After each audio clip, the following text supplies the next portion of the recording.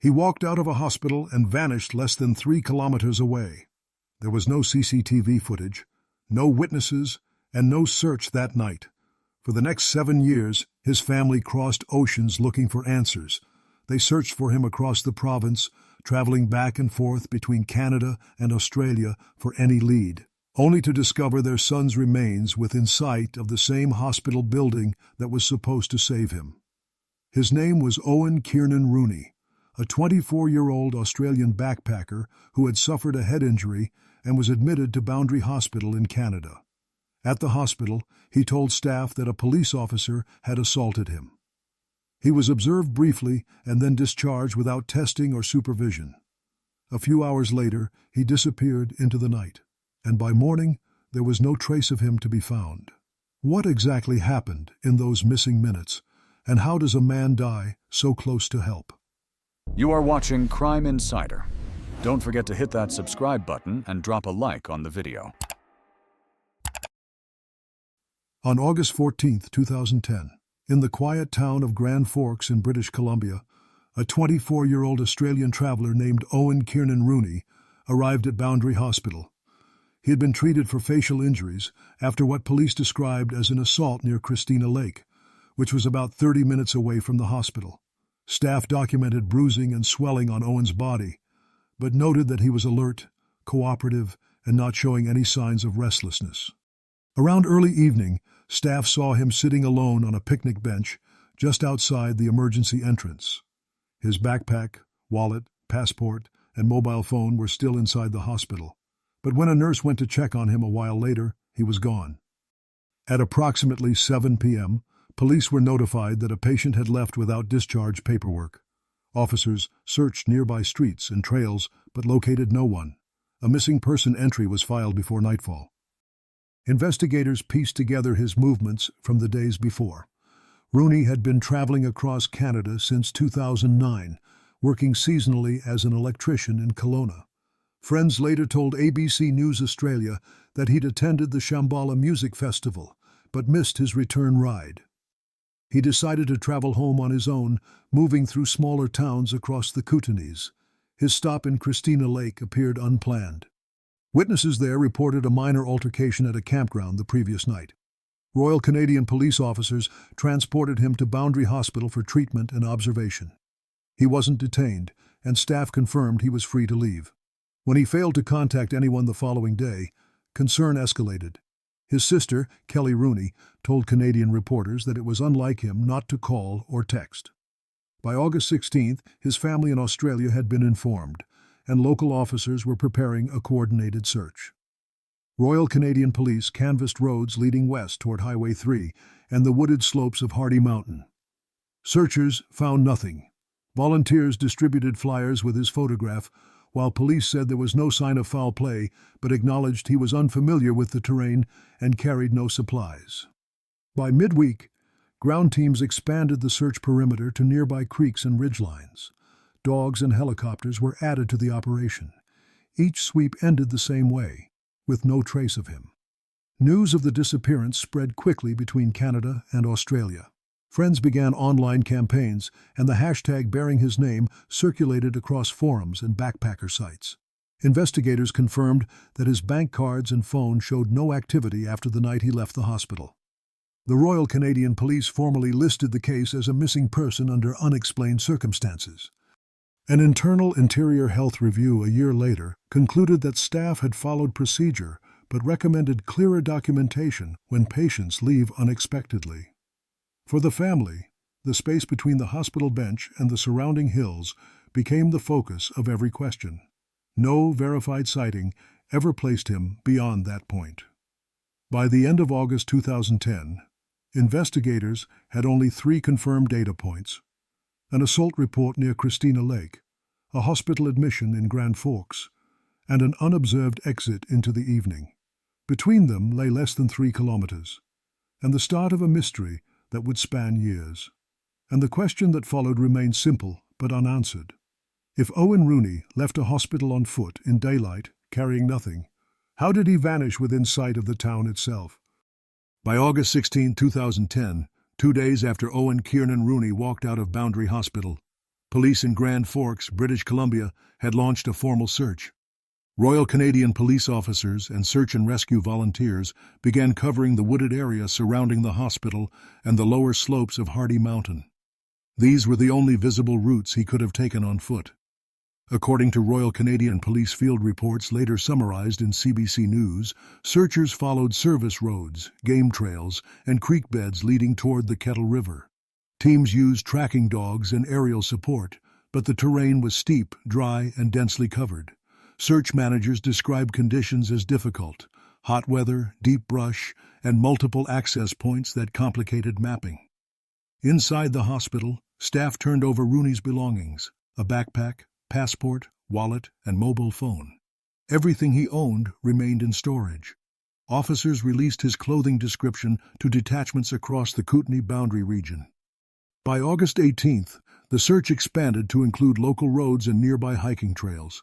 Helicopters scanned the ridge above the hospital, while volunteers swept the area in wide grids. No trace of him was found. According to Global News, the Rooney family arrived from Australia on August 21st, joining local teams and speaking directly with residents. They distributed flyers and retraced walking routes from the hospital to the outskirts of town. Witness tips came in, but none were confirmed. Investigators also revisited Christina Lake, where Owen had been assaulted the previous night. Police said the altercation appeared unrelated and involved no continuing threat. There was no evidence connecting the assault to his disappearance. By September 2010, the ground search was suspended. The Royal Canadian Police issued a statement acknowledging that no trace of Mr. Rooney has been located despite extensive ground and air searches. The case was kept open as an active missing person file. Family members maintained their own efforts, running a public page titled "Help Find Owen Rooney." They organized small volunteer searches and worked with private specialists familiar with wilderness recovery. The page later became the central information hub for tips and appeals. In 2011, an Interior Health Authority review examined hospital protocol. The report, cited by multiple outlets, found staff had acted appropriately but recommended stronger documentation when patients leave against advice. It also advised improved coordination with law enforcement in real time. The Rooney family disagreed with parts of the review. Speaking to ABC News Australia, Kelly Rooney said authorities had underestimated the urgency from the start. She believed a scent trail from his belongings could have guided dogs within the first hours. The Royal Canadian Police maintained that officers began searching the same evening the report was filed, though full-scale operations did not begin until August 17th.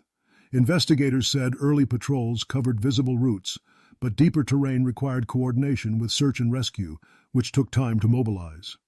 For the next several months, tips continued but led nowhere. Police checked reports of hikers and travelers matching his description across British Columbia.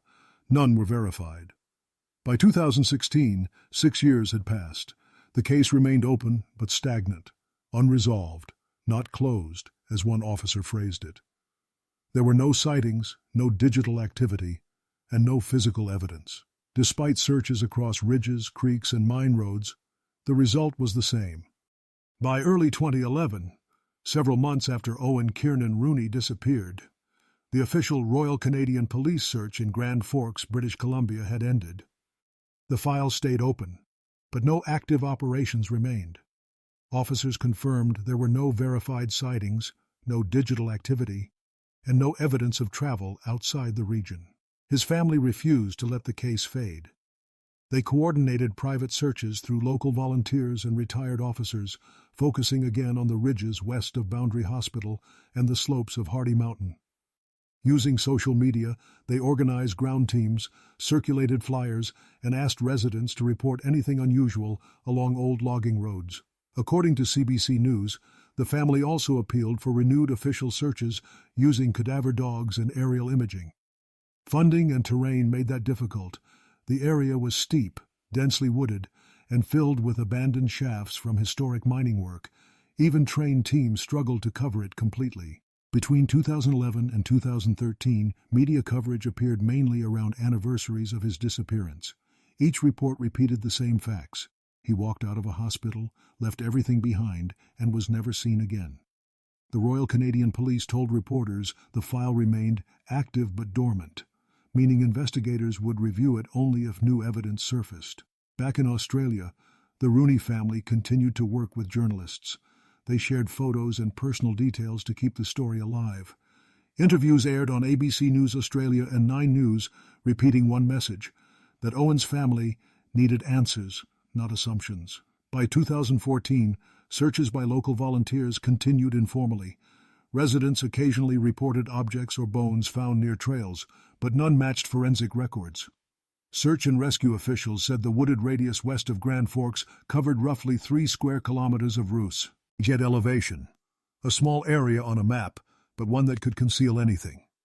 That same year, British Columbia's Royal Canadian Police reiterated to Global News that no new evidence has been identified and that investigators remained in contact with the family. The statement confirmed the case was still listed as missing under unexplained circumstances. In 2015, the Facebook page Help Find Owen Rooney evolved into a community archive. Friends and travelers posted photos, shared memories, and offered condolences. What began as a coordination hub slowly became a space of remembrance. By 2016, the file was formally reviewed by the BC Coroner's Service to determine if any new action could be taken. Investigators compared available data, police reports, medical files, and environmental notes from the original search. They found no grounds to reopen field operations. Search and rescue members later told CBC News that Hardy Mountain's geography made it easy to miss remains even during wide sweeps. Dense forest, erosion, and snowfall could conceal evidence for years. By the 7th anniversary in August 2017, the Rooney family had exhausted nearly every option. Public appeals were still active, but no trace had surfaced. Then, in early June 2017, a Grand Forks search and rescue group prepared for a routine training exercise on Hardy Mountain, not as part of any investigation, but as a standard weekend drill. They didn't know that the next few hours would bring the first discovery connected to the case since the night he vanished. On June 10, 2017, members of Grand Forks Search and Rescue began a training exercise on the wooded slopes of Hardy Mountain, roughly 3 kilometers west of Boundary Hospital, where Owen Kiernan Rooney had last been seen. The drill involved standard recovery practice in steep terrain. According to Royal Canadian Police reports, one volunteer noticed what looked like a fragment of bone protruding from a shallow depression near an old access road. The team halted the exercise and called local police. By mid-afternoon, officers secured the area and established a perimeter. Investigators from the British Columbia's Coroner Service and the Forensic Identification Section arrived before sunset. They photographed and catalogued remains found at the scene, located under light forest cover and loose soil. The surrounding area was rocky and overgrown, conditions that could easily conceal human remains for years. No personal items, clothing, or identifiable belongings were recovered nearby. The evidence was transported to the Provincial Forensic Laboratory in Burnaby, British Columbia, for examination and DNA comparison. Within a week, investigators confirmed that the site had been included in the original 2010 search grid. Records showed that ground crews and dogs had passed through the area but were unable to reach the slope's lower section due to loose terrain and thick vegetation. On July 10, 2017, the Coroner Service confirmed through DNA that the remains belonged to Owen Kiernan Rooney. The official statement noted that the cause of death could not yet be determined, pending further analysis. For his family, the discovery brought relief and confusion in equal measure. Speaking to ABC News Australia, Kelly Rooney said finding her brother so close to the hospital raised painful questions about how earlier searches had missed him. Investigators returned to the site for a second sweep, using metal detectors and excavation equipment to look for additional evidence. According to Global News, nothing else was recovered. The location was steep, with multiple hazards, cliffs, dense undergrowth, and animal activity, all potential factors in why the remains had stayed hidden. Forensic analysis later indicated that the bones had been in the same position for several years, consistent with him dying soon after he disappeared. The environment, combined with weather and wildlife exposure, had degraded most of the evidence. Royal Canadian Police concluded there was no indication of criminal involvement. Officers said the condition of the site suggested a long period of natural exposure rather than concealment. The police file was then forwarded to the coroner's service for final determination. By the end of July 2017, media across Canada and Australia reported the finding as the end of a 7-year search. News outlets emphasized the unusual proximity. A missing person found within walking distance of the hospital that first reported him missing. Investigators said the file would remain open until the coroner completed their report. No foul play was suspected, but the case would not be officially closed until the manner of death was classified. The discovery confirmed where the search ended, but not what happened. It answered a single question, where he was, and left every other question waiting for official review. By 2020, the coroner's service completed its full review into the death of Owen Kiernan Rooney, closing one of the province's longest-running missing person cases. The final report confirmed what investigators had already concluded: identity known, cause unknown. The findings, released publicly that year, stated that the cause and manner of death were undetermined. The skeletal remains showed perimortem fractures to the sternum and one rib, but there was no clear evidence explaining how or when those injuries occurred. Environmental exposure, animal activity, and time had erased most physical indicators. Coroner Irene MacArthur wrote that there was no available evidence to determine intent, circumstance, or mechanism of death. The report added that the remains were consistent with a person who died near the time of disappearance in August 2010. Royal Canadian Police statements following the report confirmed the police file was closed. Officers said there was no evidence of foul play and no indication that any other person was involved. For the Rooney family, the report offered confirmation but no clarity. Speaking to ABC News Australia, Kelly Rooney said the ruling brought finality without answers. She questioned how her brother could have died within walking distance of the hospital and remained undiscovered for 7 years despite multiple searches. According to CBC News, the coroner reviewed available hospital and medical records from 2010. Those documents confirmed that Owen had been alert and cooperative during his hospital stay, and that there were no recorded signs of confusion, self-harm, or distress. His injuries from the Christina Lake assault were classified as minor, and he was not under a mental health hold. Toxicology testing was not possible. The report noted that no viable biological samples remained due to decomposition. With no tissue, there was no way to test for alcohol, medication, or other substances.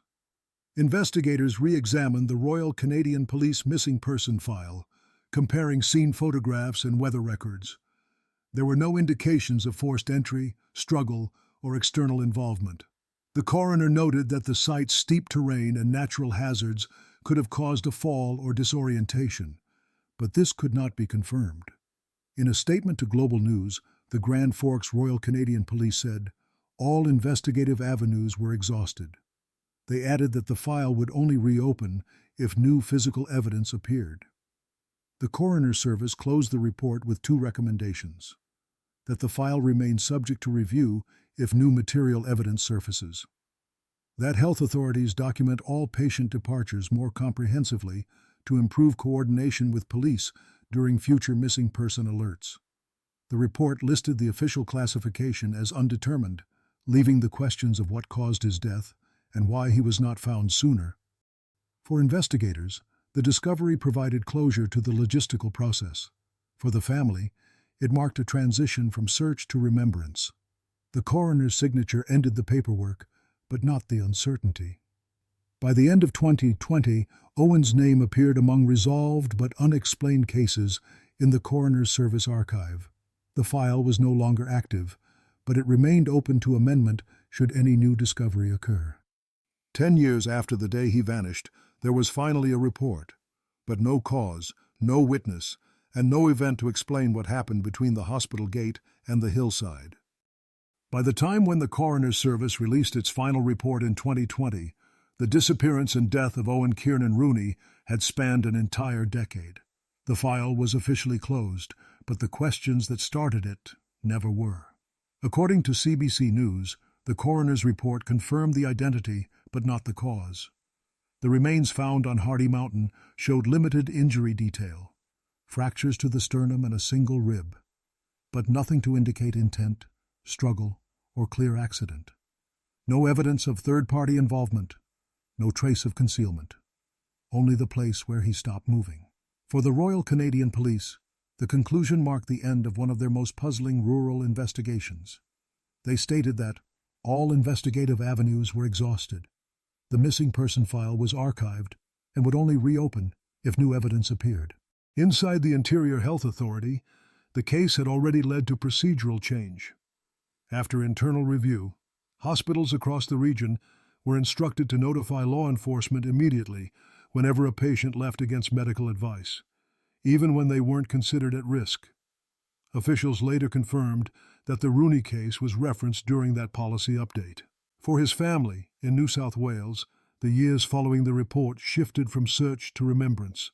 Speaking to ABC News Australia, Kelly Rooney said the discovery gave them peace of mind, but not closure. She said her brother's location was now known, but the story between the hospital bench and the hillside remained blank. Online communities continued to discuss the case, comparing it with other unexplained disappearances across Canada, where people walked away from hospitals or roadside incidents and were later found nearby.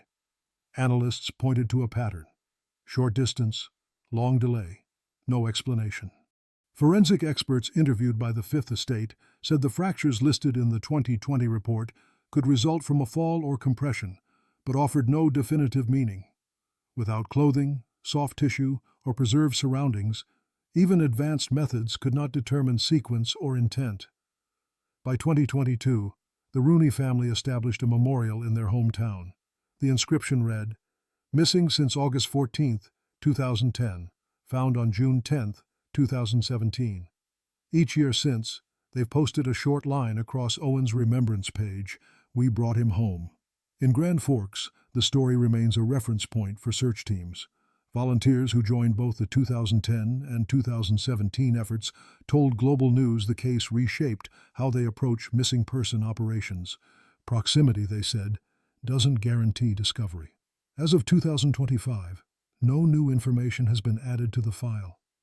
The coroner's report stands unchanged, and the Royal Canadian Police Archive lists the case as closed but reviewable.